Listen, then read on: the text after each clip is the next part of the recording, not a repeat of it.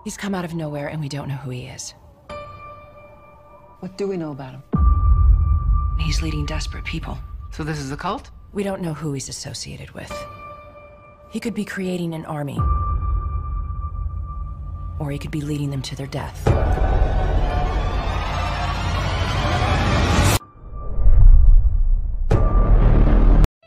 Halo guys, bersama lagi di channel saya Dirangkum Film Official.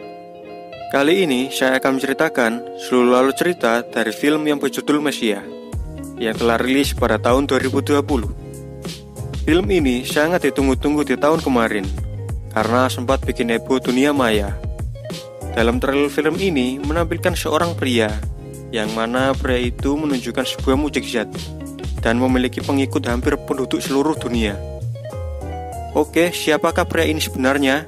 Oke, nggak usah berlama-lama lagi, kita langsung saja ke ceritanya guys.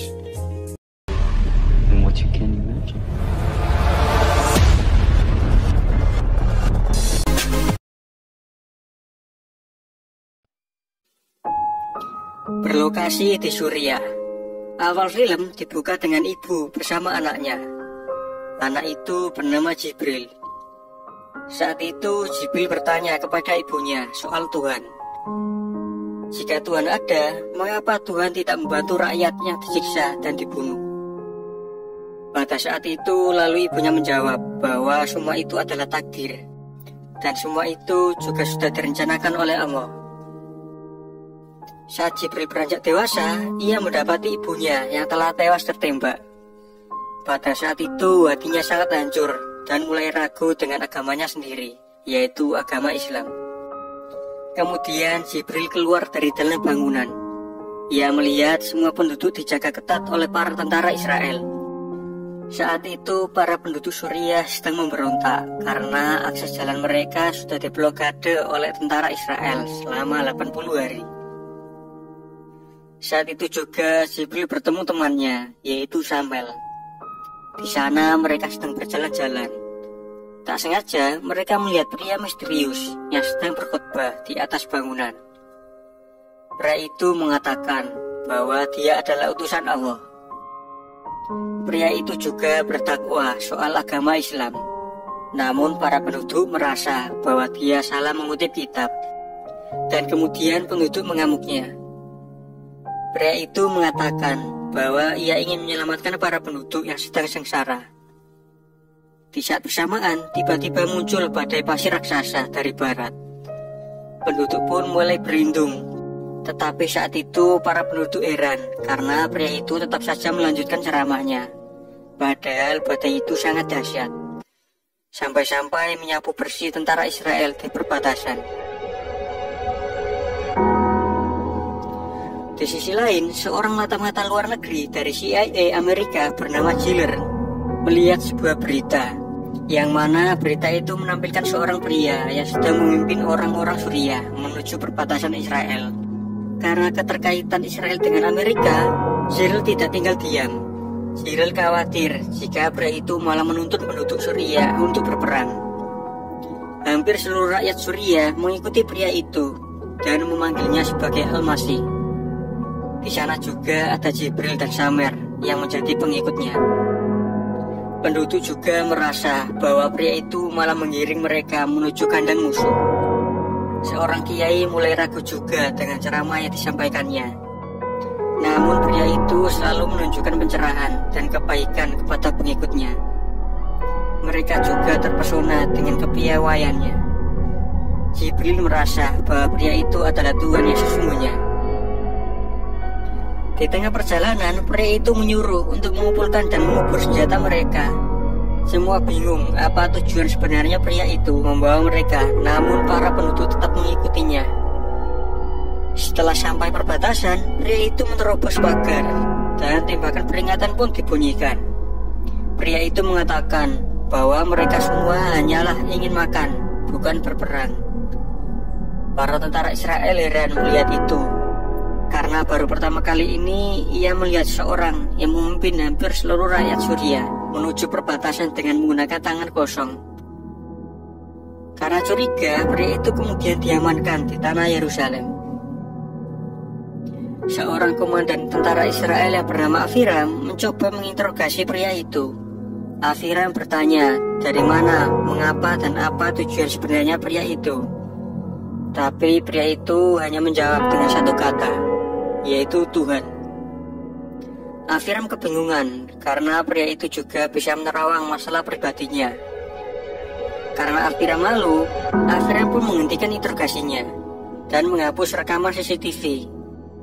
Di sisi lain, di Texas, Amerika, terdapat wanita pengidap epilepsi. Ia bernama Rebecca. Ayah Rebecca merupakan seorang pendeta di kota itu. Ia bernama Felix. Rebecca mempunyai masalah dengan keluarganya yang membuatnya ingin kabur dari rumah. Felix dan istrinya juga kacau saat itu karena masalah keuangan. Di sisi lain, Giller pergi ke Yerusalem untuk menemui pria itu. Namun setiba di sana, ia mendapatkan kabar bahwa tahanan itu kabur. Aviram langsung pergi ke pertemuan rahasia Israel sebagai tersangka, karena orang terakhir yang bertemu pria itu adalah Aviram. Aviram bingung karena ia merasa tidak melakukan pembebasan pria itu. Tapi seorang penjaga CCTV bersaksi bahwa Aviram sempat melakukan penghapusan rekaman CCTV saat dia selesai bertemu pria itu. Aviram mulai kebingungan. Ia merasa bahwa dirinya sedang dijebak. Untuk jaminan, Aviram kemudian berjanji untuk menangkap kembali pria itu. Di sisi lain, di suatu hari penduduk Suriah menginap di perbatasan. Aksi mereka disorot berbagai awak media. Pemerintah Amerika kemudian menyuruh pihak Israel untuk segera memberikan mereka bantuan makanan bersamaan dengan pencarian pria misterius itu. Saat itu para penduduk Suriah tahu bahwa pemimpin mereka telah kabur. Mereka langsung bersorak-sorak mendengarnya. Mereka meyakini bahwa Al-Masih akan kembali. Esok harinya pria itu terlihat sedang berjalan menuju tempat ibadah paling suci di Yerusalem. Para wisatawan mulai tahu bahwa dia adalah buronan, tetapi pria itu bertingkah seperti tak ada apa-apa. Dan kemudian ia berceramah di depan masjid. Semua orang di sana mendekati dan mendengarkan ceramah pria itu. Pria itu mengatakan bahwa ia adalah firman Allah. Dan barang siapa yang mengikutinya, niscaya mereka akan selamat. Semua orang kemudian merekam pria itu.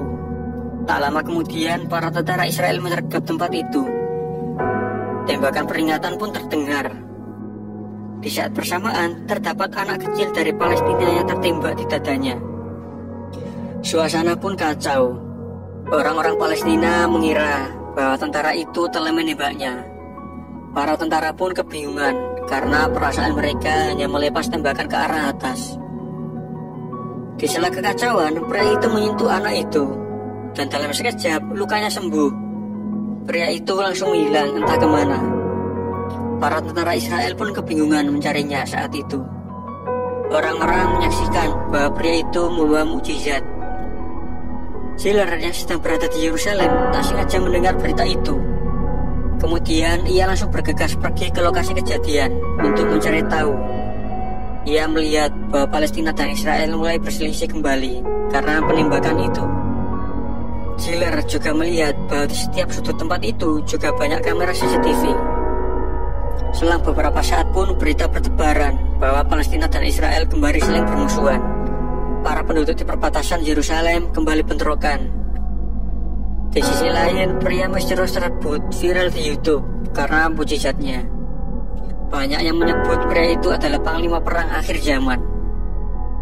Para ulama Arab pun menanggapi dan memperingatkan untuk tidak terpengaruh dengan pria itu. Di sisi lain, Giller menemui penjaga monitor di CCTV dan menganalisa kejadian itu. Namun ia heran karena ia melihat bahwa tentara Israel itu hanya menembakkan senjata ke arah atas satu kali. Ditambah lagi anak kecil itu berada di tengah kerumunan orang. Jadi mustahil jika anak itu tertembak. Giller merasa bahwa kejadian itu hanya sandiwara. Ia langsung pergi ke Palestina untuk mencari anak itu.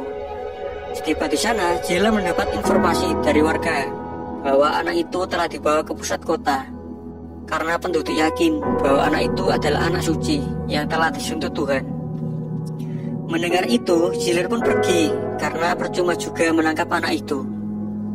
Kejadian mujizat itu kemudian viral dan menyebar cepat ke penjuru dunia. Media televisi seluruh dunia dipenuhi oleh berita heboh itu. Di Texas saat malam, Rebecca mulai kabur dari rumahnya. Tetapi di tengah perjalanan, ia melihat badai tornado yang menuju ke kotanya. Felix dan istrinya kebingungan mencari Rebecca.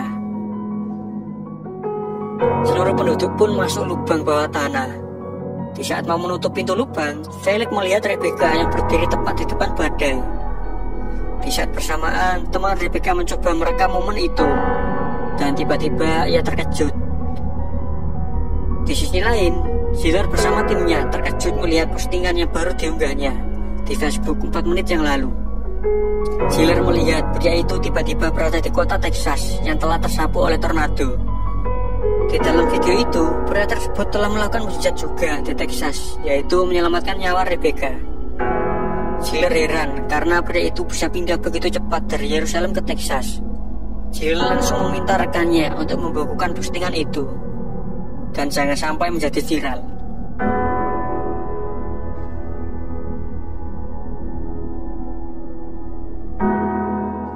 Di Texas, Felix berterima kasih kepada pria itu karena ia telah menyelamatkan nyawa anaknya. Felix bertanya, bagaimana dia bisa melakukan hal itu? Karena Felix juga pernah melihatnya di TV, bahwa pria itu juga melakukan mukjizat di Yerusalem.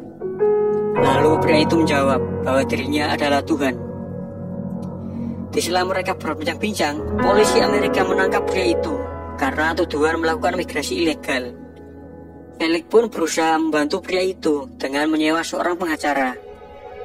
Di sisi lain, ternyata di balik penangkapan pria itu adalah Giller. Giller khawatir jika pria itu bisa memprovokasi penduduk dan melakukan pemberontakan seperti halnya kejadian-kejadian sebelumnya. Esok harinya, Giller mencoba menemui pria itu di sel. Ia kemudian mengajukan beberapa pertanyaan kepada pria itu. Giller menanyakan apa tujuan sebenarnya pria itu, karena Giller merasa bahwa pria itulah penyebab dari permusuhan kembali Israel dan Palestina. Lagi-lagi pria itu hanya menjawab satu kata, yaitu Tuhan. Pria itu malah berbalik menceramai Giller dan membuatnya kebingungan. Lebih herannya lagi, pria itu bisa menerawang seluk-beluk kehidupan pribadinya Giller.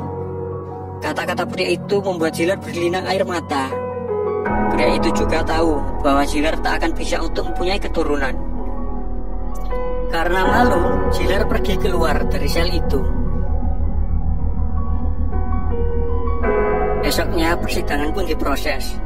Saat itu pria tersebut dibantu oleh pengacara sewaan Felix. Pihak Giller memberikan pengajuan untuk menahan pria itu di Amerika karena pelanggaran undang-undang migrasi.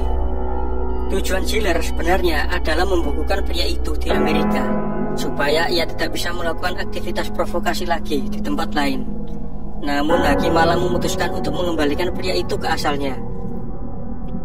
Akhirnya pria itu kemudian angkat bicara.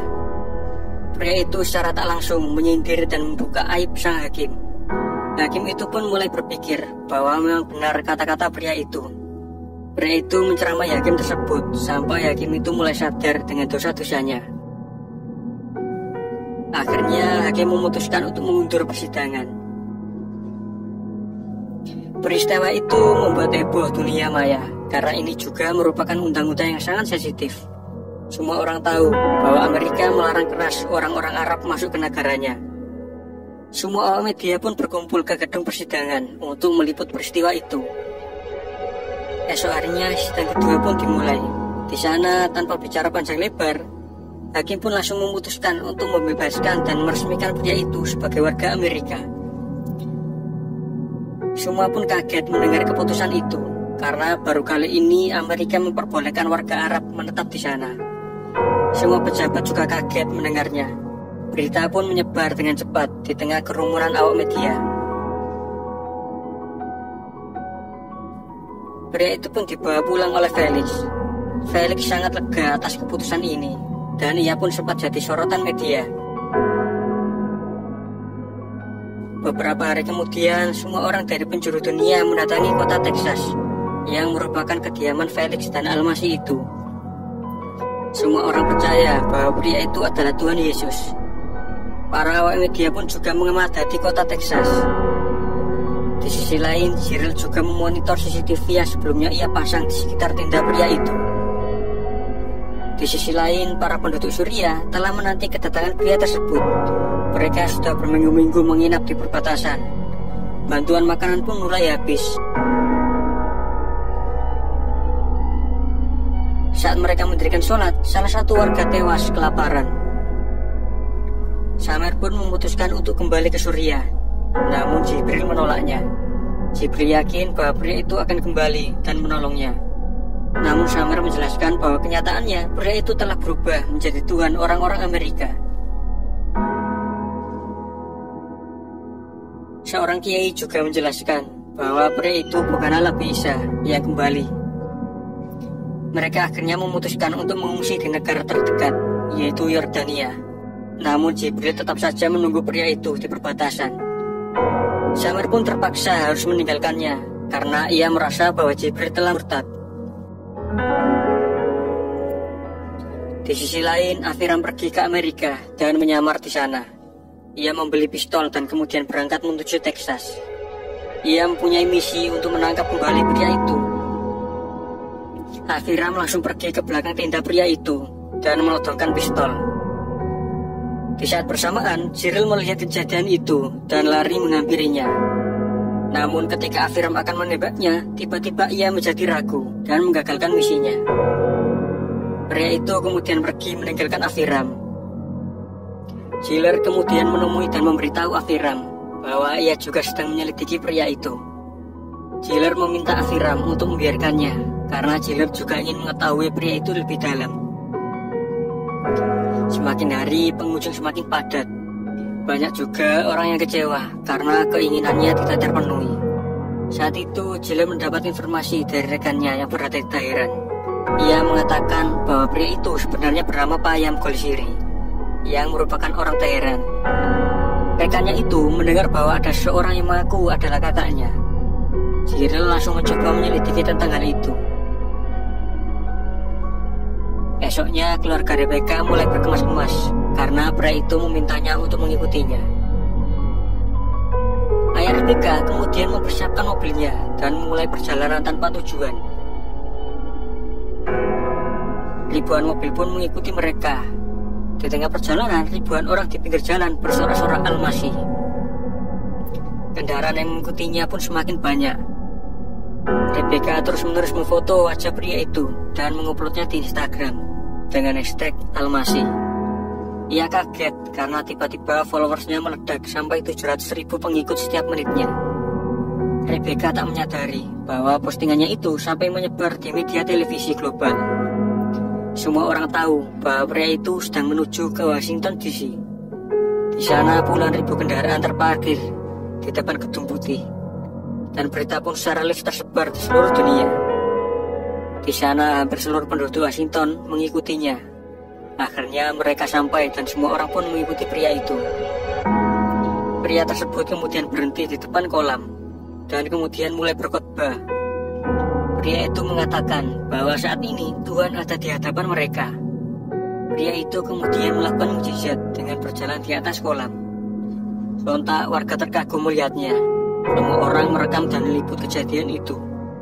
Mereka percaya bahwa ia adalah benar-benar Tuhan.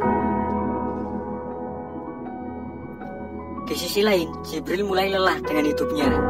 Ia pun nekat berjalan telanjang menghadapi tentara Israel. Media TV pun langsung meliput aksinya itu. Jibril mendekatkan tubuhnya ke senapan tentara Israel itu.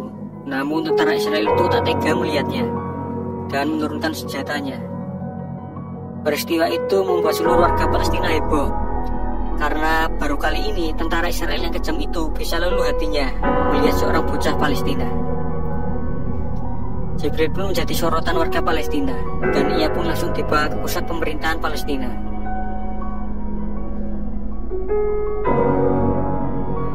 Di sisi lain di Yordania, Samer menginap di sebuah pondok yang mewah. Samer juga dilayani dengan sangat baik di sana. Di sana Samer dididik oleh seorang guru yang piawai. Di sisi lain, Giller berhasil mendapatkan beberapa informasi tentang pria itu dan kemudian menunjukkannya kepada Menteri Presiden Amerika. Namun data-data yang dimiliki Giller tersebut masih tergolong asumsi. Menteri pun menolak info itu dan menyuruh Giller untuk mencari bukti nyata. Di Washington DC, keluarga Rebecca pun mendadak kaya raya sejak kehadiran pria itu. Ia membeli sebuah hotel khusus untuk pria itu yang dianggapnya sebagai Tuhan. Tempatnya pun tak pernah sepi oleh media televisi. Di teheran, rekan Giller yang dijuluki Gio itu mendatangi rumah kakak Almasi itu. Kakak Almasi tersebut bernama Ardan Gonsili. Ia bertanya soal kehidupan adiknya dari kecil. Saat Ardan menjelaskan kehidupannya, rekan Giller diam-diam merekamnya melalui PC. Ardan mengakui bahwa ia kaget melihat adiknya yang tiba-tiba disembah oleh penduduk dunia. Ardan berkata bahwa dari kecil adiknya memang pintar dan pandai dalam memainkan trik sulap, terutama trik ilusi. Namun ia memiliki gangguan kejiwaan delusi yang membuat dirinya mengaku sebagai Mesia dari kecil. Ardan juga memperagakan trik ilusi yang sering dimainkan adiknya itu. Di sisi lain, Presiden Amerika Serikat mengadakan pertemuan rahasia dengan pria itu. Tampaknya Presiden juga terpengaruh oleh pria itu. Kemudian pria itu menyuruh Presiden untuk menarik kembali seluruh pasukan di perbatasan dan menyuruhnya untuk menghilangkan aturan-aturan yang mendiskriminasi rakyat. Setelah pertemuan itu, pria tersebut kembali ke hotel dan menjawab pertanyaan para wartawan. Pria itu juga memberitahu bahwa tadi malam ia mengadakan pertemuan dengan Presiden. Sontak semua wartawan kaget dan semua orang semakin percaya bahwa pria itu adalah benar Isa Al-Masih atau Yesus. Di Palestina, Jibril menjadi sorotan rakyat. Dia diminta untuk mendeklarasikan perdamaian antara Israel dan Palestina. Namun ia merasa ragu mengatakannya karena ia memang demam panggung. Di sisi lain juga, Giller berhasil mengumpulkan bukti dan fakta tentang pria itu. Nama asli pria itu adalah Payam Gonsiri, pengidap gangguan jiwa delusi, dan sempat masuk rumah sakit jiwa selama 6 bulan. Giller kemudian menemuinya dan memberitahunya bahwa semua ini akan terungkap. Di sisi lain, pikiran Presiden menjadi kacau karena kata-kata pria itu. Presiden tiba-tiba mengajukan perdamaian untuk negara-negara musuhnya. Para menteri bingung karena itu adalah tindakan yang sangat memalukan. Para menteri pun juga mulai mengincar pria yang berjuluk Al-Masih itu. Di Yordania, Samer tidak menyadari bahwa ia dididik oleh seorang tokoh aktivis radikal ISIS. Di sana, Samer diajarkan ajaran-ajaran yang menyimpang, yang berbau jihad. Sedikit demi sedikit, ia digiring untuk melakukan tindakan bodoh. Di Yerusalem, Jibril akhirnya melakukan deklarasi perdamaian yang disaksikan oleh ribuan warga Yahudi dan juga warga Islam. Di sisi lain juga, Samer sudah siap dan diantar untuk melakukan misinya, yaitu bom bunuh diri. Sepertinya Samer sangat ketakutan, namun gurunya meyakinkan bahwa ia di jalan yang benar. Samer langsung menuju dalam masjid dan ia membuka jaketnya tepat di hadapan semua orang. Semua orang kemudian berhamburan keluar karena melihat bom di tubuhnya. Namun Samer akhirnya memutuskan untuk menggagalkan aksinya karena ia belum siap. Tapi naas, guru Samer mengaktifkan bom itu dari luar. Dan bom itu akhirnya meledak. Korban tewas sangat banyak akibat pemboman itu. Rekan Giller yang bertugas di sana pun juga tewas. Namun Shin memperlihatkan bahwa Jibril masih bisa bertahan hidup di sana.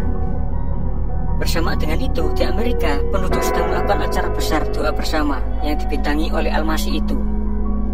Namun pada saat itu juga, pria tersebut diculik oleh Aviram dan kelompoknya. Telek pun kebingungan mencarinya. Aviram membawa pria itu menaiki pesawat dan berniat mengirimnya kembali ke tahanan Israel. Orang suruhan Aviram adalah sang menteri Amerika. Menteri itu pun kemudian menyuruh media global CNN untuk segera menyiarkan bahwa pria yang disebut mereka Tuhan itu palsu, dengan bukti-bukti yang diberikan Giller sebelumnya. Esoknya berita pun mulai tersebar bahwa Al-Masih tersebut ternyata palsu. Semua orang pun kecewa mendengar berita itu. Berita itu pun membuat Felix hancur dan malu sampai-sampai ia nekat membakar gerejanya sendiri. Di sisi lain, pesawat yang ditumpangi Aviram dan pria itu tiba-tiba meledak. Aviram mulai sadar bahwa pesawat itu sudah ditanam bom oleh Menteri Amerika. Namun Afiram heran. Di tengah pesawat terombang ambing jatuh, pria tersebut terlihat santai. Akhirnya setelah beberapa saat, pesawat itu pun terjatuh di sebuah ladang bunga. Seorang anak desa melihat peristiwa itu dan mendekatinya. Beberapa saat kemudian, Afiram tiba-tiba tersadar. Ia diberitahu oleh anak kecil itu bahwa sebelumnya ia sudah mati. Namun berkat pria itu, ia bisa hidup kembali. Afiram juga melihat pria itu sedang berjalan tanpa luka sedikit pun. Afiram juga melihat temannya yang sujud di hadapan pria itu. Afiram pun heran siapa sebenarnya orang itu. Jika ia benar-benar Tuhan palsu, bagaimana bisa dia bisa menghidupkan kembali dirinya? Akhirnya film pun ditutup dengan pria itu yang sedang menatap Afiram. Dan film pun selesai. Oke guys, bagaimana pembahasan film kita kali ini?